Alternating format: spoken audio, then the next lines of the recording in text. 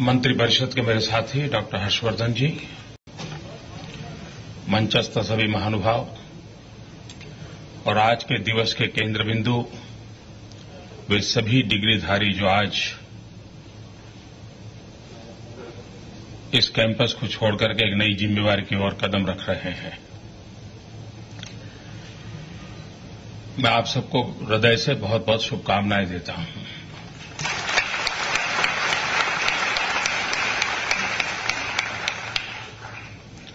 मैं कभी अच्छा स्टूडेंट नहीं रहा हूं और न ही मुझे इस प्रकार से कभी अवार्ड प्राप्त करने का सौभाग्य मिला है। इसलिए मुझे बहुत बारीकियों का ज्ञान नहीं है, लेकिन इतनी समझ जरूर है कि विद्यार्थी जब एग्जाम होती है तो उस हफ्ते बड़ा ही टेंशन में रहता है, बहुत ही गंभीर रहता है, खाना भी जमता नहीं और बड़े तनाव में रहता है। लेकिन आज एक प्रकार से उस सारी झंझटों से मुक्ति का पर्व है और आप इतने गंभीर क्यों हैं?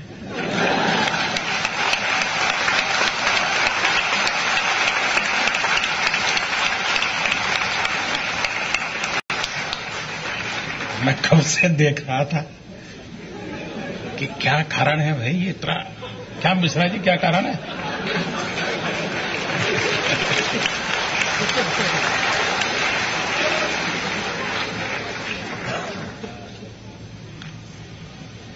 मैं आपसे आग्रह करूंगा कि आप अपने दायित्व पर इससे भी ज्यादा गंभीर हो, अच्छी चीज है, लेकिन जीवन को गंभीर मत बना देना।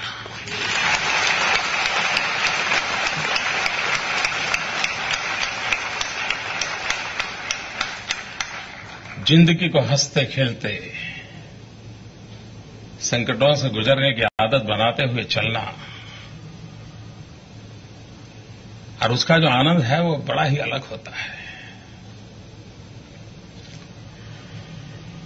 हमारे देश में अगर पुराने शास्त्रों की तरफ देखें तो पहला कॉन्वोकेशन, इसका उल्लेख तैत्रेयी उपनिषद में आता है। वेद काल में गुरु शिष्य जब परंपरा थी और शिष्य जब विद्यार्थी काल समाप्त करके जाता था तो उसका प्रथम उल्लेख तैत्रेयी उपनिषद में आता है कि कैसे कॉन्वोकेशन की क्या कल्पना थी। वो परंपरा अब भी चल रही है, नए रंग रूप के साथ चल रही है। मेरा एक दो सुझाव जरूर है, क्या कभी हम इस कॉन्वोकेशन में एक स्पेशल गेस्ट की परंपरा खड़ी कर सकते हैं क्या? और स्पेशल गेस्ट का मेरा मतलब है कि गरीब बस्ती में जो स्कूल्स हैं, गरीब परिवार के बच्चे जहां पढ़ते हैं, ऐसे एक सिलेक्टेड 8वीं 9वीं कक्षा के बच्चे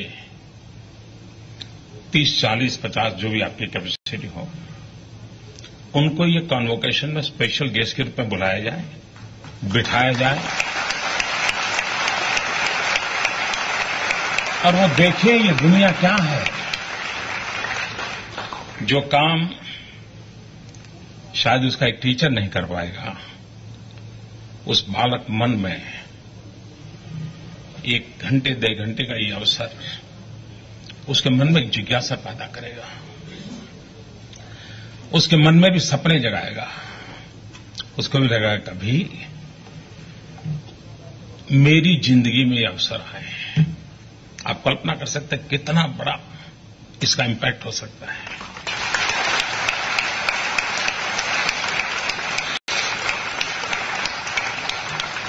चीज बहुत छोटी है लेकिन ताकत बहुत गहरी है। और यही चीजें हैं जो बदलाव लाती है। और मेरा आग्रह रहेगा वो गरीब बच्चे, डॉक्टर का बच्चा आएगा तो उसको तो लगेगा मेरे पिताजी ने भी किया है, उसको नहीं लगेगा। समाज जीवन में अपने सामान्य बातों से हम कैसे बदलाव ला सकते हैं, उस पर हम सोचिए। जो डॉक्टर बनकर के आज जा रहे हैं, अपने जीवन में अचीवमेंट किया है। मेरे जाने के बाद भी शायद हर्षवर्धन जी कईयों को अवार्ड देने वाले हैं, उसको सर्टिफिकेट देने वाले हैं। लेकिन आज आप जा रहे हैं, बीती हुई कल और आने वाले कल के बीच में कितना बड़ा अंतर है। आपने जब पहली बार एम्स में कदम रखा होगा तब घर में से बहुत सारी सूचनाएं दी गई होगी। मां ने कहा होगा, पिताजी ने कहा होगा, चाचा ने कहा होगा, देखो ऐसा करना, ऐसा मत करना, ऐसा करना, ऐसा मत करना। ट्रेन में बैठे होंगे तो कहा होगा, देख खिड़की एक बार मत देखना। कोई अनजान व्यक्ति कुछ देता है तो मत लेना। बहुत कुछ कहा होगा। एक प्रकार से आज भी वही पल है। कन्वोकेशन एक प्रकार से आखिरी कदम रखते समय परामर्श देने का एक पल होती है। कभी आप सोचे हैं कि जब आप क्लासरूम में थे, आप इंस्टीट्यूट में थे, आप पढ़ रहे थे, तब आप कितने प्रोटेक्टेड थे। कोई कठिनाई आई तो सीनियर साथी मिल जाता था, बताता था। समाधान नहीं हुआ तो प्रोफेसर मिल जाते थे, प्रोफेसर नहीं मिले तो डीन मिल जाते थे। बहुत एवेन्यूज रहते थे कि जहां पर आप आपके समस्याओं का, आपकी जिज्ञासा का समाधान खोज सकते थे। आप कभी यहां काम करते थे, आपके हॉस्टल लाइफ रहा होगा, परिवार का कोई नहीं होगा जो आपको हर पल ये कहता होगा ये करो, ये मत करो। लेकिन कोई न कोई तो होगा, अरे यार क्या कर रहे हो भाई। किसी ने कहा अगर भाई तुम्हारे पिताजी ने कितनी मेहनत करके तुम्हें यहां भेजा है, तुम ये कर रहे हो क्या। बहुत कुछ सुना होगा आपने, और तब आपको बुरा भी लगा होगा, यार क्या मास्टर जी हमें देते, हमें मालूम नहीं क्या हमारी जिंदगी का। लेकिन कोई तो था जो आपको कहता था कि ये करो, ये मत करो। आप उस अवस्था से गुजरे हैं और काफी लंबा समय गुजरे हैं जहां आपको स्वयं को निर्णय करने की नौबत बहुत कम आई होगी, और निर्णय करने की नौबत आई होगी तब भी एक प्रोटेक्टेड एनवायरनमेंट में आई होगी, जहां पर आपको पूरा कॉन्फिडेंस था कि मेरे निर्णय को इधर उधर कुछ भी हो जाएगा तो कोई तो बैठा है जो मुझे मदद करेगा, मुझे बचा लेगा या मुझे मेरा हाथ पकड़ लेगा। इसके बाद आप एक ऐसी दुनिया में प्रवेश कर रहे हैं जहां कोई आपका हाथ पकड़ने वाला नहीं है, जहां पर कोई आपको ये करो, ये मत करो कहने वाला नहीं है, जहां आपका कोई प्रोटेक्टेड एनवायरनमेंट नहीं है। आप एक 4 दीवारी वाले क्लासरूम से एक बहुत बड़े विशाल क्लासरूम में एंटर हो रहे हैं, और तब जाकर के एकलव्य की मानसिकता आवश्यक होती है। एकलव्य को प्रोटेक्टेड एनवायरनमेंट नहीं मिला था, लेकिन उसका लक्ष्य था अचीवमेंट का, और उसने अपनी काल्पनिक सृष्टि की रचना की, और काल्पनिक सृष्टि के माध्यम से उसने ज्ञान अर्जित करने का प्रयास किया था। जिस पल खास करके मेडिकल प्रोफेशन के लोग या तो प्रोफेशनल क्षेत्र में जाने वाले लोग विद्यार्थी काल की समाप्ति मानते हैं, मैं समझता हूं कि अगर हमारे मन में आकाश चलो यार अब छुट्टी हो गई, बहुत दिन बिता रही है, वही हॉस्टल, वही गाउन, वही स्टेटोस्कोप, इधर दौड़ो उधर दौड़ो, चलिए मुक्ति हो गई। जो ये मानता है कि आज एंड ऑफ द जर्नी है उसकी और एक नई जर्नी में एंट्री कर रहा है, मैं समझता हूं अगर ये मन का भाव आया तो मेरा निश्चित मत है कि आप ठहराव की ओर जाकर के फंस जाएंगे, रुकावटों की झंझटों में उलझ जाएंगे। लेकिन अगर आप एक बंद क्लासरूम से एक विशाल क्लासरूम में जा रहे हैं, विद्यार्थी अवस्था भीतर हमेशा रहती है। जिन लोगों को आज सम्मानित करने का मुझे सौभाग्य मिला, 70-80 साल की आयु वाले सभी हैं, लेकिन अगर उनसे आप मिलोगे तो मुझे विश्वास है आज भी मेडिकल साइंस के लेटेस्ट डेवलपमेंट का उनको पता होगा। इसलिए नहीं कि उनको किसी पेशेंट की जरूरत है, इसलिए कि उनके भीतर का विद्यार्थी जिंदा है। जिसके भीतर का विद्यार्थी जिंदा होता है वो ही जीवन में कुछ कर पाता है, कर गुजरता है। लेकिन अगर यहां से जाने के बाद इंस्टीट्यूट पूरी हुई तो विद्यार्थी जीवन भी पूरा हो गया, ये अगर सोच है तो मैं समझता हूं उसके बड़ा कोई ठहराव नहीं हो सकता है। विद्यार्थी अवस्था, मन की विद्यार्थी अवस्था जीवन के अंतकाल तक जीवन को प्राणवान बनाती है, ऊर्जावान बनाती है। और जिस पर मन की विद्यार्थी अवस्था समाप्त हो जाती है, मृत्यु की तरफ हमारा पहला कदम शुरू हो जाता है। अभी मैं आया तो वो सज्जन बता रहे थे कि लोगों को अचरज है मोदी जी की एनर्जी का। अचरज करने जैसा है नहीं, आप मेडिकल साइंस के लोग हैं, थोड़ा इतना जोड़ दीजिए, हल पर कुछ नया करने की, सीखने की इच्छा। आपके भीतर की ऊर्जा कभी समाप्त नहीं होती है, कभी एनर्जी समाप्त नहीं होती।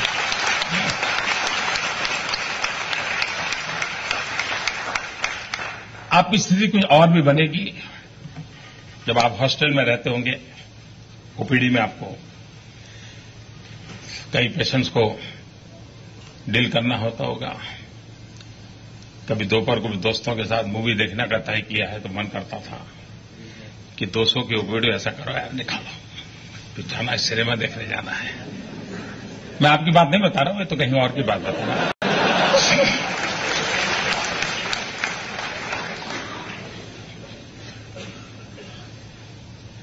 और आपने पेशेंट को कहा होगा ये खाना चाहिए, ये नहीं खाना चाहिए, इतना खाना चाहिए, इतना नहीं खाना चाहिए, सब कहा होगा। लेकिन जैसे ही आप मैस में पहुंचे होंगे, सब साथियों ने मिलकर के स्पर्धा लगाई होगी, आज तो स्पेशल डिश है, स्वीट है, देखते हैं कौन ज्यादा खाता है, ये सब किया होगा। और वही तो जिंदगी होती है दोस्तों। लेकिन आपने किसी को कहा होगा देख ये खाओ, ये मत खाओ, तब जाकर के आपने आत्मा को कभी पूछा यार मैंने तो उसको ये कहा था, मैं तो ये कर रहा हूं। और इसलिए सफलता की पहली शर्त होती है कल तक की बात अच्छी थी, किया, अच्छा किया, मैं उसको अप्रिशिएट करता हूं। लेकिन आने वाले कल में अगर मैं कैंसर का डॉक्टर हूं और शाम को धुआंधार सिगरेट जलाता रहता हूं और मैं दुनिया को कहूंगा कि भाई इससे कैंसर होता है, तो किसी के गले नहीं उतरेगा। ऊपर से हम एक उदाहरण बन जाएंगे, हाँ यार कैंसर के डॉक्टर सिगरेट पीते हैं तो मुझे क्या फर्क पड़ता है। और इसलिए मैं एक ऐसे व्यवसाय में हूं, मैं एक ऐसे क्षेत्र में कदम रख रहा हूं जहां मेरा जीवन मेरे पेशेंट की जिंदगी बन सकता है। शायद हमने बहुत कम लोगों ने सोचा होगा कि क्या एक डॉक्टर का जीवन पेशेंट की जिंदगी बन सकता है। आप कभी सोचना, आपकी हर मिनट, हर संपर्क, हर बात पेशेंट की जिंदगी बन सकता है। कभी सोच करके देखिए, बहुत कम लोग हैं जो जीवन को इस रूप में देखते हैं। मैं आशा करता हूं आज जो ये नई पीढ़ी जा रही है वो उस पर सोचेगी। उसी प्रकार से हम डॉक्टर बने, कभी अपनी ओर देखें। क्या आपके पिताजी के पास पैसे थे इसलिए आपने पाया? क्या आपके प्रोफेसर बहुत अच्छे थे इसलिए सब हुआ? क्या सरकार ने बहुत बढ़िया इमारत बनाई थी, एम्स बन गया था, इसके कारण हुआ? आप थोड़े मेहनती थे इसलिए हुआ? अगर यही सोच हमारी सीमित रहेगी तो शायद हमें जिंदगी पर देखने का हमारा दृष्टिकोण पूर्णता की ओर हमें नहीं ले जाएगा।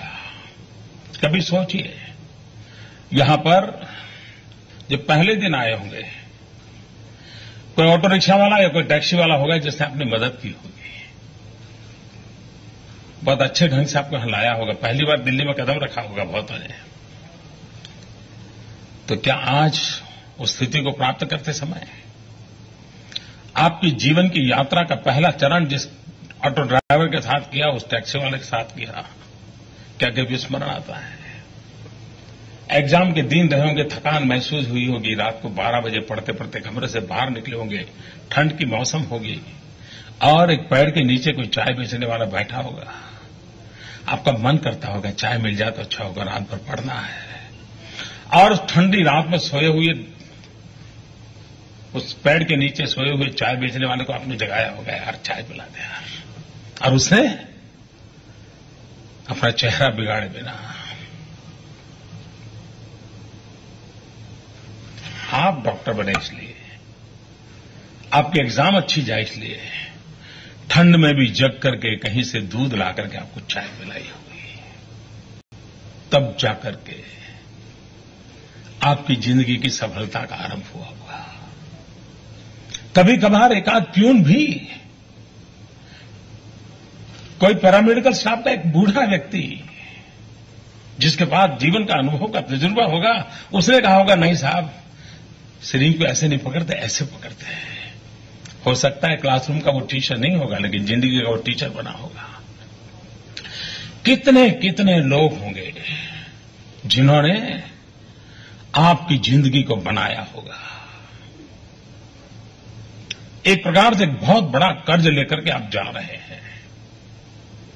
अब तक तो अवस्था ऐसी थी कि आपका कर्ज लेना हक भी था, लेकिन अब कर्ज चुकाना जिम्मेवारी है, और इसलिए भली भांति उस हक का उपयोग किया है, अच्छा किया है, लेकिन अब भली भांति उस कर्ज को चुकते करना, देना, चुकाना, ये हमारा दायित्व बन जाता है। और उस दायित्व को हम पूरा करें, मुझे विश्वास है कि हम समाज के प्रति हमारा एक दायित्व अपने प्रोफेशन में आगे बढ़ते हुए भी निभा सकते हैं। आप अमीर घर के बेटे हो सकते हैं, गरीब परिवार के बेटे हो सकते हैं, मध्यम वर्ग के परिवार के बेटे बेटी हो सकते हैं, लेकिन क्या कभी सोचा है कि आपकी पढ़ाई कैसे हुई है? क्या आपकी फीस के कारण पढ़ाई हुई है? नहीं। क्या स्कॉलरशिप के कारण हुई है? नहीं। इन व्यवस्थाओं का विकास तब हुआ होगा जब किसी गरीब की एक स्कूल बनाने का बजट यहां डायवर्ट किया गया होगा। किसी गांव के अंदर बस जाए तो गांव वालों की सुविधा बढ़े, हो सकता है वो बस चालू नहीं की होगी, वो बजट यहां डायवर्ट किया गया होगा। समाज के कई क्षेत्रों के विकास की संभावनाओं को रोक करके इसे डेवलप करने के लिए कभी न कभी प्रयास हुआ होगा। एक प्रकार से उसके हक का छीन करके हमारे पास पहुंचा है, जिसके कारण हम लाभान्वित हैं, और ये जरूरत थी इसलिए करना पड़ा होगा। क्योंकि अगर इतने बड़े देश में मेडिकल प्रोफेशन को बढ़ावा नहीं देते हैं तो देश में बहुत बड़ा संकट आ सकता है, अनिवार्य रहा होगा। लेकिन कोई तो कारण होगा कि समाज के किसी न किसी हक का मैंने लिया है, तब जाकर के मैं इस अवस्था को पहुंचा हूं। क्या मैं हर पल अपने जीवन में उस बात को याद करूंगा कि हां भाई, मैं सिर्फ डॉक्टर बना हूं ऐसा नहीं है, ये मेरे सामने आया हुआ हर व्यक्ति किसी न किसी ने कोई इनको योगदान दिया है, तब जाकर मैं इस अवस्था को पहुंचा हूं। मुझ पर उसका अधिकार है, मुझ पर उसका अधिकार है। मैं नहीं जानता हूं जो लोग यहां से पढ़ाई की और विदेश चले गए, उनके दिल में यह बात पहुंचेगी कि नहीं पहुंचेगी। कभी कभार अपने प्रोफेशन में बहुत आगे निकल गए और निकलना भी है, हम नहीं चाहते हैं कि सब पिछड़ेपन की अवस्था में हमारे साथ ही रहें, लेकिन कभी हम भी तो यार दोस्तों के साथ छुट्टी मनाने जाते हैं। कितने ही पेशेंट क्यों न हो, कितनी बीमारियों की संभावना क्या न हो, लेकिन जिंदगी ऐसी है कि भी कभी न कभी उसकी चेतना के लिए 7 दिन 10 दिन अपने साथियों के साथ बाहर जाते हैं। कभी कभार ये भी तो सोचिए कि भले ही बहुत बड़ी जगह पे बैठेंगे, लेकिन कम से कम सब साथियों को लेकर के साल में एक बार 5 दिन 7 दिन दूर सुदूर जंगलों में जाकर के गरीबों के बीच में बैठ करके मेरे पास जो ये ज्ञान है, अनुभव है, कहीं उनके लिए भी तो मैं 7 दिन पूरा 365 दिन करने की जरूरत नहीं है, न कर पाए, लेकिन कभी ये तो कर सकते हैं। अगर इस प्रकार का हम संकल्प करके आज जाते हैं और इतनी बड़ी शक्ति लगती है, समाज की शक्ति से बड़ी कोई शक्ति नहीं हो सकती है, और हम एक समाज के बहुत चेतनवंत पुर्जा है, हम क्या कुछ नहीं कर सकते हैं। उस भाव को लेकर के अगर हम चलते हैं तो हम बहुत बड़ी सेवा समाज की कर सकते हैं। कभी कभार मैंने देखा है सफल डॉक्टर और विफल डॉक्टर के बीच में आपने अंतर कभी देखा है क्या? कुछ डॉक्टर होते हैं जो बीमारी के संबंध में बहुत फोकस होते हैं और इतनी गहराई से उस चीजों को हैंडल करते हैं,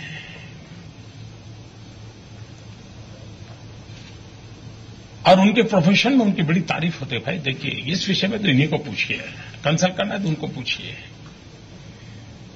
लेकिन कभी कभार उसकी एक सीमा आ जाती है। दूसरे प्रकार के डॉक्टर होते हैं, वे बीमारी से ज्यादा बीमार के साथ जुड़ते हैं। ये बहुत बड़ा फर्क होता है। बीमारी से जुड़ने वाला बहुत फोकस एक्टिविटी करके बीमारी को ट्रीट करता है, लेकिन वो डॉक्टर जो बीमार से जुड़ता है, वो उसके भीतर बीमारी से लड़ने की एक बहुत बड़ी ताकत पैदा कर देता है। और इसलिए डॉक्टर के लिए ये बहुत बड़ी आवश्यकता होती है कि वह उस इंसान को इंसान के रूप में ट्रीट कर रहा है कि उसके एक पुर्जे को हाथ लगा रहा है जिस पुर्जे की तकलीफ है। तो मैं नहीं मानता हूं कि वो डॉक्टर लोकप्रिय बन सकता है, वो सफल हो सकता है। डॉक्टर का लोकप्रिय होना बहुत आवश्यक होता है, क्योंकि सामान्य व्यक्ति डॉक्टर के शब्दों पर भरोसा करता है। हमें भी अंदाज नहीं होता, हम कह देते हैं कि देखो भाई जरा इतना संभाल लेना। बहुत पेशेंट होते हैं जो उसको एक शब्द यानी घोषवाक्य मानकर के जिंदगी भर उसको स्वीकार कर लेते हैं, तब जाकर के हमारा दायित्व कितना बढ़ जाता है। और इसलिए हमें उस डॉक्टर समूहों की आवश्यकता है जो सिर्फ बीमारों की नहीं, बीमारी की नहीं, लेकिन पेशेंट के कॉन्फिडेंस लेवल को बिल्डअप करने की दृष्टि से जो कदम उठाए जाए। और मैं नहीं जानता हूं, आप जब पढ़ते होंगे तो क्लासरूम में बातें आई होगी, क्योंकि उनके आपको इतनी चीजें देखनी होती, शरीर में भगवान ने इतनी चीजें रखी हुई है कि उसी को समझते समझते कोर्स पूरा हो जाता है। सारे गली मोहल्ले में ट्रैवल करते करते करते पता नहीं कब कहां निकलोगे आप। और इसलिए ये बहुत बड़ी आवश्यकता होती है। जब मैं इस क्षेत्र में जा रहा हूं तो मैं एक समाज की जिम्मेवारी ले रहा हूं, और समाज की जिम्मेवारी को निभाने के लिए हम कोशिश करें। हमारे देश में बाय एंड लार्ज पहले के लोग थे जो रात को भी मेहनत कर करके रिकॉर्ड मेंटेन करते थे, और वो पेशेंट की हिस्ट्री, बीमारी की हिस्ट्री कभी कभार भविष्य के लिए बहुत काम आती है। आज युग बदल चुका है। डिजिटल रिवॉल्यूशन एक बहुत बड़ी ताकत है। एक डॉक्टर के नाते मैं अभी से 2 या 3 क्षेत्रों में फोकस करके केस हिस्ट्री के रिकॉर्ड बनाता चलूं, उसका एनालिसिस करता चलूं। कभी कभार मेरे सीनियरों से उसकी डिबेट करूं, चर्चा करूं। मैं भी साइंस मैगजीन्स के अंदर मेरे आर्टिकल छपे, इसके लिए आग्रही बनूं। भारत को बहुत अनिवार्य है दोस्तों। कि हमारे मेडिकल प्रोफेशन के लोग अमेरिका के अंदर उनका बड़ा दबदबा है। सामान्य दुनिया के कई देश ऐसे हैं कि गंभीर से गंभीर बीमारी हो, अस्पताल में ऑपरेशन थिएटर में ले जाते हो, लेकिन जब तक वो हिंदुस्तानी डॉक्टर का चेहरा नहीं देखता है तब तक उसका विश्वास नहीं बढ़ता है। ये हमने अचीव किया। बाय एंड लार्ज हर पेशेंट विश्व में जहां भी उसको परिचय आया तो चाहता नहीं यार आप तो है लेकिन उनको जरा बुला लीजिए। ये एक छोटी बात नहीं है, लेकिन हम रिसर्च के क्षेत्र में बहुत पीछे हैं। और रिसर्च के क्षेत्र के में ये आवश्यक है कि हम केस हिस्ट्री के प्रति ज्यादा कॉन्शियस बने। हम पेशेंट की हर चीज को बारीकी से लिखते रहे, एनालिसिस करते रहे, 10 पेशेंट को देखते रहे। हो सकता है धीरे धीरे 2-4 साल के आपकी इस मेहनत का परिणाम ये आएगा कि आप मानव जात के लिए बहुत बड़ा कंट्रीब्यूट कर सकते हैं। और हो सकता है आप में से कोई मेडिकल साइंस का रिसर्च साइंटिस्ट बन सकता है। मानव जात के कल्याण के लिए मैं समस्याओं को ट्रीट करता रहूं एक रास्ता है, लेकिन मैं मानव जात की संभावित समस्याओं के समाधान के लिए कुछ नई चीजें खोज करके दे दूं, हो सकता है मेरा कंट्रीब्यूशन बहुत बड़ा हो सकता है। और इसलिए ये काम कोई और नहीं करेगा।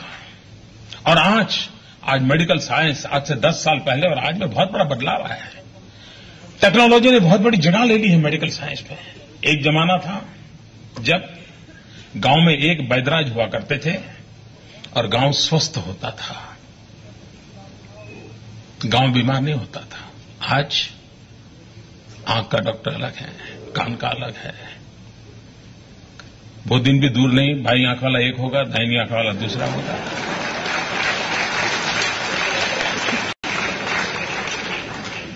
लेकिन एक वैद्यराज गांव स्वस्थ रहता था, बाएं दाएं सब होने के बाद भी स्वस्थता के संबंध में सवालिया निशान लगा रहता है। और तब जाकर के बदले हुए समय में रिसर्च में कहीं न कहीं हमारी कमी महसूस होती है। टेक्नोलॉजिकल डेवलपमेंट इतना हो रहा है। आप मुझे बताइए, अगर रोबोट ही ऑपरेशन करने वाला है तो आपका क्या होगा? एक प्रोग्रामिंग हो जाएगा, प्रोग्रामिंग करके रोबोट जाएगा, जहां भी काटना वाटना है काट करके बाद आएगा, बाद में पैरामेडिकल स्टाफ है वही देखता रहेगा। आप तो कहीं निकल ही जाएंगे। मैं आपको डरा नहीं रहा हूं मैं आपको डरा नहीं रहा हूं, लेकिन इतना तेजी से बदलाव आ रहा है, तेजी से बदलाव आ रहा है। आप में से कितने लोग जानते हैं मुझे मालूम नहीं है। एक बहुत बड़ा साइंस जो कि हम सदियों पहले जिसके विषय में जानकारी बताई जाती थी हमारे पूर्वजों को, वो आज मेडिकल साइंस में जगह बना रहा है। पुराने जमाने में ऋषि मुनियों की तस्वीर होती थी, उसके ऊपर एक ऑरा हुआ करता था। कभी हमको लगता था कि ऑरा तो अच्छी डिजाइनिंग के लिए शायद पेंट किया गया होगा, लेकिन आज विज्ञान स्वीकार करने लगा है कि ऑरा मेडिकल साइंस के लिए सबसे बड़ा इनपुट बन सकता है। क्लियन फोटोग्राफी शुरू हुई, जिसके कारण ऑरा की फोटोग्राफी शुरू हो गई। ऑरा की फोटोग्राफी से पता चलने लगा कि इस व्यक्ति के जीवन में ये डेफिशिएंसी है शरीर में, 25 साल के बाद ये बीमारी आ सकती है, 30 साल के बाद ये बीमारी है। ऑरा साइंस बहुत बड़ी मात्रा में डेवलप हो रहा है। आज के हमारे मेडिकल साइंस के साथ जुड़ा हुआ ऑरा साइंस नहीं है। फुल प्रूफ भले ही नहीं होगा, लेकिन कोई एक वर्ग है दुनिया में, विदेशों में, कि जो लोग इसी पर बहुत बड़ा काम कर रहा है। अगर ये ऑरा साइंस स्वीकृति हो गई तो शायद मेडिकल साइंस की पूरी टर्मिनोलॉजी बदल जाएगी। एक बहुत बड़े रिवॉल्यूशन की संभावना पड़ी है। हम रिवॉल्यूशन से डरते नहीं है, हम चाहते हैं इनोवेशन होते रहने चाहिए, लेकिन चिंता यह है कि हम उसके साथ अपने आप को मेल बिठा रहे हैं कि हम उन पुरानी किताबों को लेकर के पढ़े, क्योंकि हमारे प्रोफेसर भी आए होंगे, वो भी वही पुरानी किताब लेकर के आए होंगे, उनके टीचर ने उनको दी होगी। और हम भी शायद अगर प्रोफेसर बन गए तो हम भी उस किताब को आगे किसी को सरका देंगे, देखिए यार मैं यही पढ़ाता था, तुम भी यही पढ़ाते रहो, तो शायद बदलाव नहीं आ सकता है। और इसलिए नित्य नूतन प्राणवान व्यवस्था की ओर अगर हमारा मन रहता है तो हम रिलेवेंट रहते हैं। हम समाज के बदलाव की स्थिति में अपनी जगह बना सकते हैं। उसे बनाने की दिशा में अगर हम प्रयास करते हैं तो मैं मानता हूं कि हम बहुत बड़ी सेवा कर सकते हैं। आप एक ऐसे इंस्टीट्यूशंस के स्टूडेंट हैं जिसने हिंदुस्तान में अपना एक ट्रेडमार्क सिद्ध किया हुआ है। आज हिंदुस्तान में कहीं पर भी अच्छी अस्पताल बनानी हो या मेडिकल साइंस में कुछ काम करना है, मेडिकल कॉलेज अच्छे बनाए, तो लोग क्या कहते हैं पूरे देश के हर कोने में, नहीं भाई हमारे यहां एक एम्स बना दो। और कुछ उसे मालूम नहीं है, इतना कह दिया मतलब सब आ गए। उसको मालूम है एम्स आया मतलब सब आया। इसका मतलब आप कितने भाग्यवान हैं कि पूरा हिंदुस्तान जिस एम्स के साथ जुड़ना चाहता है, हर कोने में कोई कहता है, पेशेंट भी चाहता है कि यार मुझे एम्स में एडमिशन मिल जाए तो अच्छा होगा, स्टूडेंट भी चाहता है पढ़ने का अगर एम्स में मिल जाए तो एक्सपोजर बहुत अच्छा मिलेगा, फैकल्टी अच्छी मिल जाएगी, बहुत बड़ा जीवन में सीखने को मिलेगा। आप भाग्यवान हैं, आप एक ऐसे इंस्टीट्यूशन से निकल रहे हैं जिस इंस्टीट्यूशन ने देश और दुनिया में अपनी जगह बनाई है। ये बहुत बड़ा सौभाग्य लेकर के आप जा रहे हैं। मुझे विश्वास है कि आपके जीवन के माध्यम से भविष्य में समाज को कुछ न कुछ मिलता रहेगा और स्वस्थ भारत के सपने को पूरा करने में आप भी भारत माता के संतान के रूप में जिस समाज ने आपको इतना सारा दिया है, उस समाज को आप भी कुछ देंगे, इस अपेक्षा के साथ मैं आज जिन्होंने ये अचीवमेंट पाई है उन सबको हृदय से बहुत बहुत अभिनंदन करता हूं। मेरी शुभकामनाएं हैं और मैं आपका साथी हूं। आपके कुछ सुझाव होंगे जरूर मुझे बताइए, हम सब मिल करके अच्छे रास्ते पर जाने की कोशिश करेंगे। आपके बीच आने का मुझे अवसर मिला, मैं भी हैरान हूं कि मुझे क्यों बुलाया। न मैं अच्छा पेशेंट हूं, भगवान करे न बनूं, डॉक्टर तो हुई नहीं, लेकिन मुझे इसलिए बुलाया क्योंकि मैं प्रधानमंत्री हूं और हमारे देश का दुर्भाग्य ऐसा है कि हम लोग सब जगह पे चलते हैं।